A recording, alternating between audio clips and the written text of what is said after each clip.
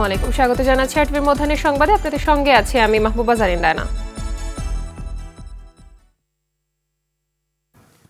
অন্তর্বর্তীকালীন সরকারের প্রধান উপদেষ্টা ডক্টর মোহাম্মদ ইউনূস প্রথমবারের মতো সরকারের সচিবদের সঙ্গে বৈঠকে বসেছেন। বেলা 11:30টায় প্রধান উপদেষ্টার কার্যালয়ে মন্ত্রিসভা কক্ষে এ বৈঠক শুরু হয়েছে। সভায় সরকারের নীতি ও কর্মসূচি বাস্তবায়নে জনপ্রশাসনের ভূমিকার বিষয়টি প্রাধান্য পাবে। এছাড়া দেশের সার্বিক বিষয় নিয়ে প্রয়োজনীয় দিক নির্দেশনা দিতে পারেন অন্তর্বর্তীকালীন সরকারের প্রধান উপদেষ্টা ডক্টর মোহাম্মদ ইউনূস।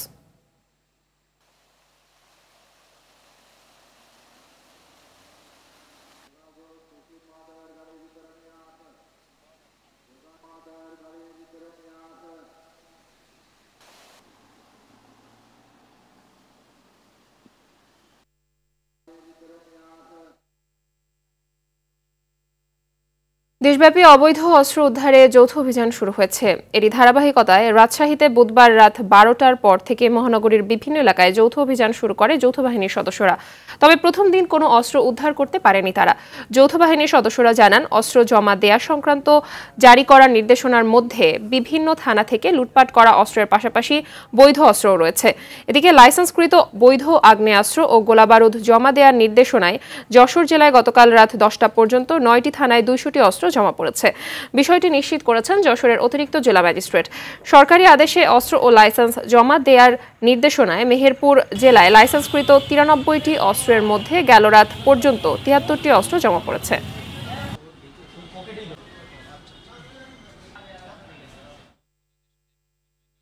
আলাদা দুটি হত্যা মামলায় সাবেক আইজিপি আব্দুল্লাহ আল মামুনকে 8 দিন ও শহীদুল হককে 7 দিনের রিমান্ড দিয়েছে আদালত। সকালে সিএমএম আদালতের বিচারক এ আদেশ দেন। এর আগে ভোরে তাদের আদালতে নেওয়া হয়, পরে তাদের 10 দিন করে রিমান্ডে চায় পুলিশ। মঙ্গলবার রাতে উত্তরা থেকে গ্রেপ্তার করা হয় শহীদুল হককে, আর আত্মসমর্পণ করেন আব্দুল্লাহ আল মামুন। রাজধানী নিউ মার্কেট এলাকায় ব্যবসায়ী আব্দুল ওয়াদুদকে গুলি করে হত্যা মামলায় শহীদুল হককে গ্রেপ্তার দেখানো হয়। আর মোহাম্মদপুরে মুদি দোকানি আবু সায়েদ হত্যা মামলায় সাবেক আইজিপি আব্দুল্লাহ আল মামুনকে গ্রেপ্তার করা হয়। গ্রেপ্তারের পর সাবেক 2 আইজিপিকে ডিবি হেফাজতে রাখা হয়েছিল। তাদের বিরুদ্ধে এরই মধ্যে একাধিক মামলা হয়েছে।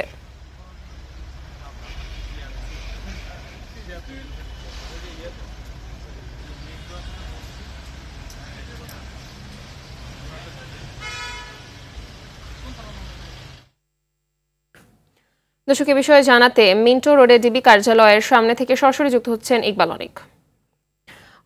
রিমান্ড মঞ্জুরের পর পুলিশের 2 সাবেক কর্মকর্তার সবশেষ অবস্থা কি এখন জানাবেন?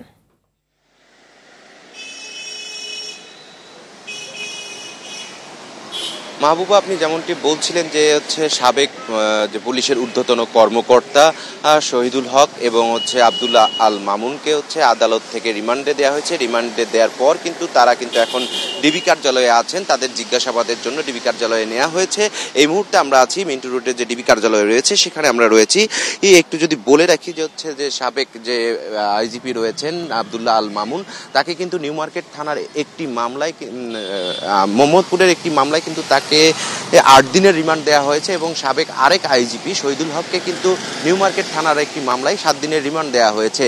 তো এই যে গত জুলাই মাসে যে সারা দেশব্যাপী যে হত্যা বা যে সংঘর্ষের ঘটনা ঘটেছে, সেসব দায় থেকে কিন্তু যে সাবেক আইজিপি রয়েছেন আব্দুল্লাহ আল মামুন, তিনি কিন্তু দায় এড়াতে পারেন না।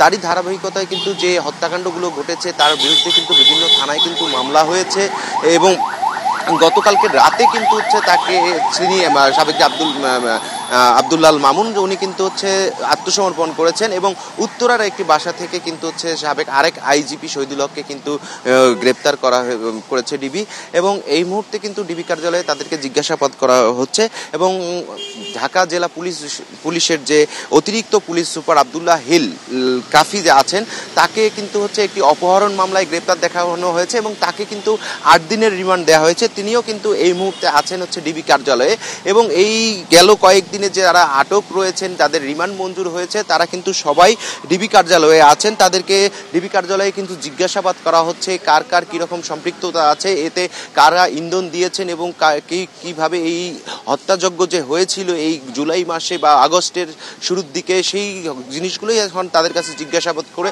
তবে তথ্য নিচ্ছেন। এই ছিল আমার কাছে ডিবি কার্যালয় থেকে সবশেষ অবস্থান। ধন্যবাদ আপনাকে। ডায়মন্ড ওয়ার্ল্ডের ব্যবস্থাপনা পরিচালক দিলীপ কুমার আগারওয়ালকে গ্রেপ্তারের পর তোলা হয়েছে নিম্ন আদালতে। গতকাল মধ্যরাতে রাজধানীর গুলশানের ডায়মন্ড ওয়ার্ল্ড কার্যালয় ঘিরে অভিযান চালিয়ে তাকে গ্রেপ্তার করা হয়। বৈষম্যবিরোধী ছাত্র আন্দোলনের সময় গত ১৯ জুলাই বাড্ডা থানা এলাকায় হৃদয় আহমেদ নামে তরুণকে হত্যার ঘটনায় দায়ের করা মামলায় আওয়ামী লীগের কেন্দ্রীয় শিল্প বাণিজ্য বিষয়ক কমিটির সদস্য আগারওয়ালকে আসামি করা হয়েছে।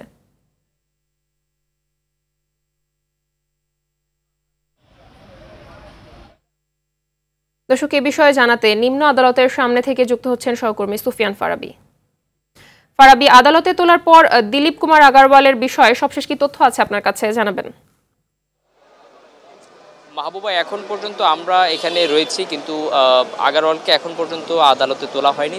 তাকে গতকাল রাতে র্যাব ১-এর পক্ষ থেকে আসলে গ্রেপ্তার করা হয়। তাকে অভিযান চালানো হয়, তার পুরো অফিসটি গুলশান ১-এ যে অফিসটি রয়েছে সেখানে অভিযান চালানো হয় এবং অভিযান চালানোর সেখানে কিন্তু তার বিরুদ্ধে বেশ কিছু অভিযোগ এখন পর্যন্ত পাওয়া গিয়েছে। তার মধ্যে হচ্ছে অর্থ পাচার এবং এর পাশাপাশি যে একটি হত্যা মামলাকে উদ্দেশ্য করে মূলত তাকে গ্রেপ্তার করা হয়েছে। এরপরে বাড্ডা থানার কাছে তাকে হস্তান্তর করা হয়, তবে এখন পর্যন্ত কিন্তু তাকে আদালত প্রাঙ্গণে নিয়ে আসা হয়নি। কিছুক্ষণের মধ্যে হয়তো নিয়ে আসা হবে, এমনটাই কিন্তু বিভিন্ন সূত্র আমাদেরকে জানিয়েছেন। তবে আদালত প্রাঙ্গণের গুরুত্বপূর্ণ বেশ কিছু খবর রয়েছে। তার মধ্যে অন্যতম হচ্ছে সাবেক প্রধানমন্ত্রী শেখ হাসিনা সহ তার যে সরকার রয়েছে তাদের বিরুদ্ধে কিন্তু যারা নানাভাবে নির্যাতিত হয়েছেন তারা কিন্তু এখন কথা বলছেন এবং তারা কিন্তু প্রতিটি ঘটনায় আলাদা আলাদা করে মামলা করছেন। আমরা সকাল থেকে এখন পর্যন্ত এখানে রয়েছি, এখন পর্যন্ত কিন্তু আমরা দুটি মামলা আলাদা করে আমরা জানতে পেরেছি যে দুইটি মামলায় কিন্তু প্রধানমন্ত্রী শেখ হাসিনা সহ ওবায়দুল কাদের এবং সাবেক স্বরাষ্ট্রমন্ত্রী আসাদুজ্জামান কামাল সহ আরও বেশ কয়েকজনকে আসামি করা হয়েছে। অন্যদিকে সাবেক আইজিপি, দুইজন আইজিপি, বাংলাদেশের খুবই প্রতাপশালী দুইজন আইজিপি ছিলেন শহীদুল হক এবং হচ্ছে চৌধুরী আব্দুল আল মামুন, তাদেরকেও কিন্তু আদালতে সকালে তোলা হয়েছিল এবং তাদের কিন্তু রিমান্ড মঞ্জুর করা হয়েছে। এই ছিল মাহবুব আমার কাছে আদালত প্রাঙ্গণ থেকে সর্বশেষ তথ্য। ধন্যবাদ আপনাকে। বন্যার পানি কমতে থাকলেও দুর্ভোগের শেষ নেই বানভাসীদের। প্রত্যন্ত এলাকায় খাবার ও বিশুদ্ধ পানির সংকটে রয়েছে দুর্গতরা। ডায়রিয়া সহ পানিবাহিত নানা রোগে আক্রান্ত হচ্ছেন বানভাসীরা। ফেনীর দাগনভূঞায় এখনও পানিবন্দী আছে লাখো মানুষ। দীর্ঘদিন ধরে পানিবন্দী থাকায় ছড়িয়ে পড়েছে নানা রোগ। কুমিল্লার বন্যা পরিস্থিতি আরও উন্নতি হয়েছে, তবে পানি ধীরগতিতে কমায় দুর্ভোগ বেড়েছে বানভাসীদের। অনেকেই বিধ্বস্ত বাড়িঘর পরিষ্কার করে আশ্রয় কেন্দ্র থেকে নিজের ঘরে ফিরছে। সড়ক থেকে পানি নামায় ভেসে উঠছে গর্ত ও খানাখন্দ। লক্ষ্মীপুরে বন্যার পানি কমলেও বিভিন্ন এলাকায় বাসিন্দাদের দুর্ভোগ বেড়েছে। খাদ্য, বিশুদ্ধ পানির সংকট সহ পয়ঃনিষ্কাশন ব্যবস্থা ও রান্না নিয়ে চরম ভোগান্তির মধ্যে রয়েছেন স্থানীয়রা। তাদের অভিযোগ, বন্যার পানি মেঘনা নদীতে নামার জন্য যেসব খাল রয়েছে তাতে অবৈধ স্থাপনা, ময়লার ভাগাড় সহ নানা প্রতিবন্ধকতা থাকায় পানি নামছে ধীরগতিতে।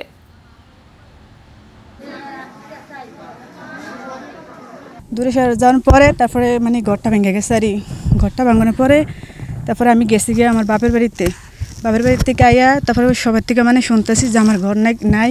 অনেক কষ্ট, আমার কাছে কৃষিকাজ করে ঘর তৈরি করামো এটা সমর্থ নাই আমার কাছে। এখন ধানটা এই সমান হয়েছে হাঁটু সমান, এর মধ্যে মনে করেন পানি আসা বাদ হয়ে গেছে।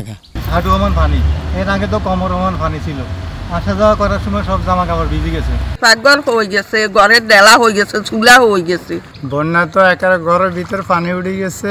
এখন আমরা রান্না বান্ধার সমস্যা হয়ে গেছে। দর্শক, বন্যা পরিস্থিতি নিয়ে বিস্তারিত জানাতে লক্ষ্মীপুর থেকে সরাসরি যুক্ত হচ্ছেন সহকর্মী পলাশ সাহা।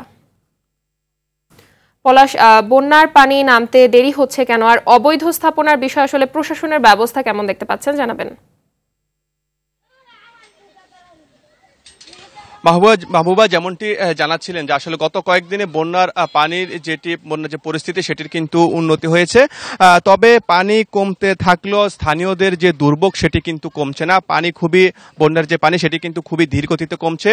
মূলত নোয়াখালী থেকে রহমতখালী খাল হয়ে নোয়াখালী থেকে যে বন্যার পানি, সেই বন্যার পানি লক্ষ্মীপুরে এসে পড়ায় কিন্তু এর আগে লক্ষ্মীপুরের যে বন্যা পরিস্থিতি সেই বন্যা পরিস্থিতির কিন্তু অবনতি হয়েছিল। বিভিন্ন প্রতিবন্ধকতার কারণে খাল থেকে যেভাবে পানি নামার কথা ঠিক সেভাবে নামছে না। যে রহমতখালী যে খাল রয়েছে সেই খালের দুপাশে প্রভাবশালীরা বিভিন্ন টিনের ঘর, দোকান, বিভিন্ন অবৈধ স্থাপনা নির্মাণ করার কারণে কিন্তু যে খালের যে স্বাভাবিক যে পানি প্রবাহ সেটি কিন্তু হচ্ছে না। এছাড়াও যে মাছ শিকারীরা রয়েছে সেই মাছ শিকারীরা কিন্তু অবৈধভাবে খালের বিভিন্ন জায়গায় যে মাছের গ্যার তৈরি করে রেখেছে, এই মাছের গ্যার তৈরি করার কারণে যে পানি যেভাবে নামার কথা কিন্তু খুবই ধীরগতিতে যে খালের পানিগুলো নামছে। এতে করে কিন্তু যে বন্যার কিন্তু দীর্ঘস্থায়ী হচ্ছে এবং চরম ভোগান্তিতে রয়েছে এখানকার যে স্থানীয় যে মানুষজন।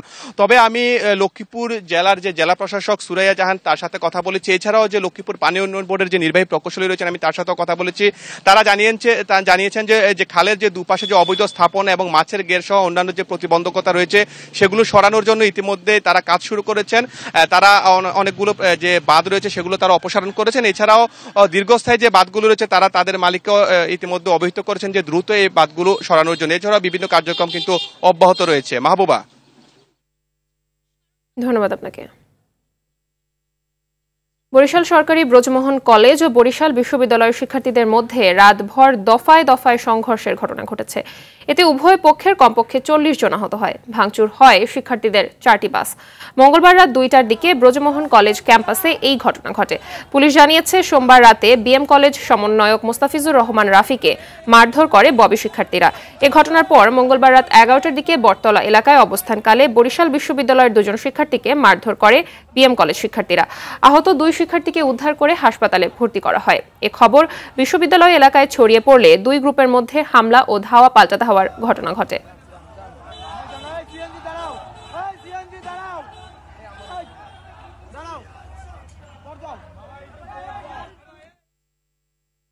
আন্তর্জাতিক সংবাদ। ফরাসি উপকূলে একটি নৌকা ডুবে অন্তত 13 জন অভিবাসন প্রত্যাশী নিহত হয়েছেন। নিহতদের অধিকাংশই নারী ও শিশু। 2 জন এখনও নিখোঁজ রয়েছেন। স্থানীয় সময় মঙ্গলবার ফ্রান্সের বুলান শহরের কাছে এ ঘটনাটি ঘটে। সংবাদ মাধ্যম ইউরোনিউজ এ তথ্য জানিয়েছে। প্রতিবেদনে বলা হয়, ইংলিশ চ্যানেল দিয়ে যুক্তরাজ্যে পথে পাড়ি দিয়েছিল অভিবাসন প্রত্যাশীদের বহনকারী ওই নৌকাটি। ফরাসি কোস্টগার্ড জানিয়েছে, নৌকাডুবির ঘটনায় 50 জনের বেশি অভিবাসন প্রত্যাশীকে উদ্ধার করা হয়েছে।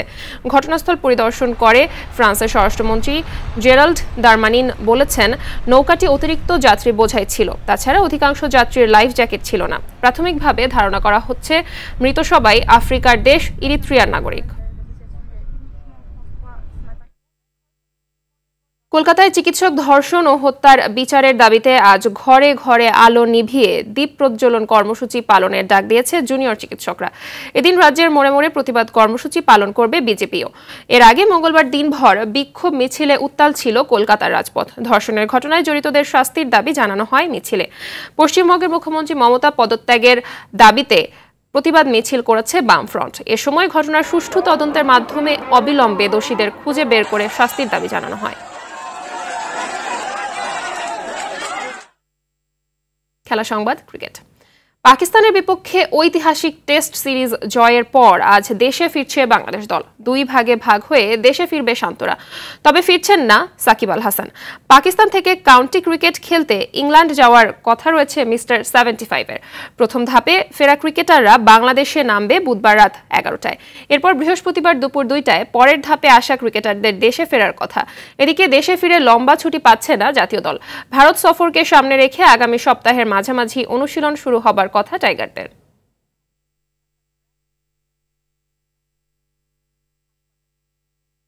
ফুটবল। ভুটানের বিপক্ষে 2টি ফিফা আন্তর্জাতিক প্রীতি ম্যাচকে সামনে রেখে অনুশীলন করছে বাংলাদেশ জাতীয় ফুটবল দল। ভুটানের চাংলিমিথান স্টেডিয়ামে মঙ্গলবার অনুশীলন করেছে জামাল ফাহিমরা। এদিন ফিটনেস অনুশীলনের পাশাপাশি মাঠের অনুশীলনে ঘাম ঝরিয়েছেন হাভিয়ার কাবরেরার শিষ্যরা। বল নিয়ে পজিশনিং ও ট্যাকটিক্যাল অনুশীলন করেছে বাংলাদেশ দল। সেপ্টেম্বরের এই ফিফা উইন্ডোতে 2টি আন্তর্জাতিক ম্যাচ খেলবে বাংলাদেশ। প্রথম ম্যাচটি হবে 5 সেপ্টেম্বর। সবগুলো ম্যাচ হবে চাংলিমিথান স্টেডিয়ামে। মধ্যাহ্নের সংবাদে পর্যন্তই। সবশেষ সংবাদ জানতে যে কোনো মোবাইল ফোন থেকে 24141 নম্বরে ডায়াল করুন। দুপুরের সংবাদ 2:45টায় দেখার আমন্ত্রণ রইল। ধন্যবাদ সবাইকে।